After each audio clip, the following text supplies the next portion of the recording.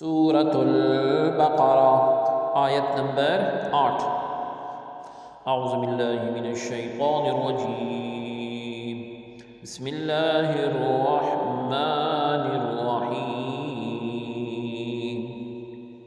وَمِنَ النَّاسِ مَن يَقُولُ آمَنَّا بِاللَّهِ وَبِالْيَوْمِ الْآخِرِ وَمَا هُمْ بِمُؤْمِنِينَ۔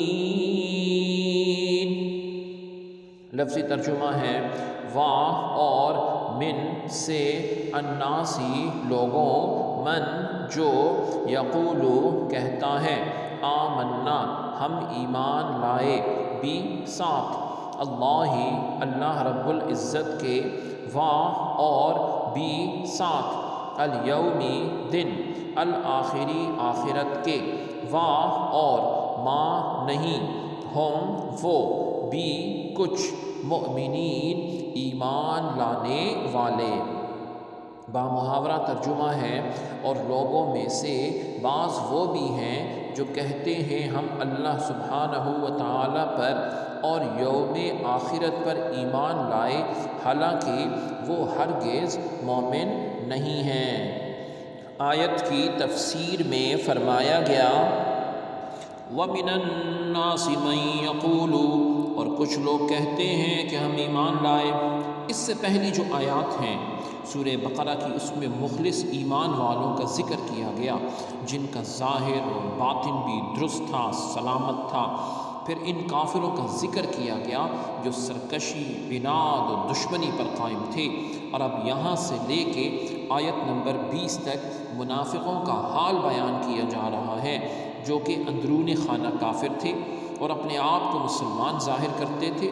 اس آیت کا خلاصہ یہ ہے کہ کچھ لوگ اپنی زبانوں سے اس طرح کہتے ہیں کہ ہم اللہ تعالی عز و جل پر اور آخرت کے دن پر ایمان لے آئے ہیں، حالانکہ وہ ایمان لانے والے نہیں ہیں، کیونکہ ان کا ظاہر ان کے باطن کے خلاف ہے، بلکہ وہ حقیقت یہ ہے کہ وہ منافق۔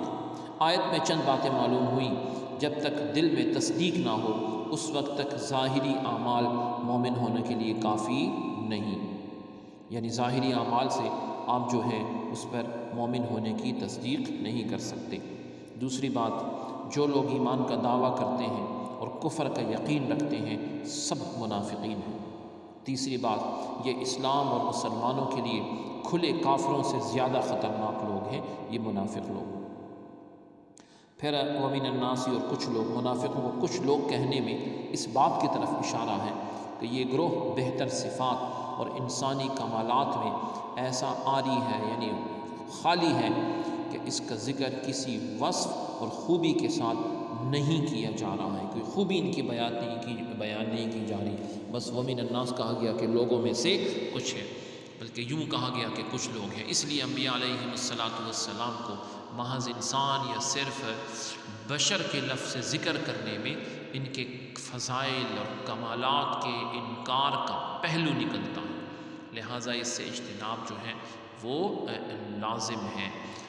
اگر آپ قرآن پاک کا مطالعہ فرمائیں تو معلوم ہوگا کہ انبیاء علیہم السلام کو صرف بشر کے لفظ سے ذکر کرنا جو ہے یہ کفار کا طریقہ ہے۔ وہ بھی وہ کہتے تھے کہ الا بشر مثلکم، یہ نبی جو ہے ہم جیسے انسان ہیں، جبکہ مسلمان انبیاء علیہم السلام کا تذکرہ عظمت اور شان سے کرتے ہیں۔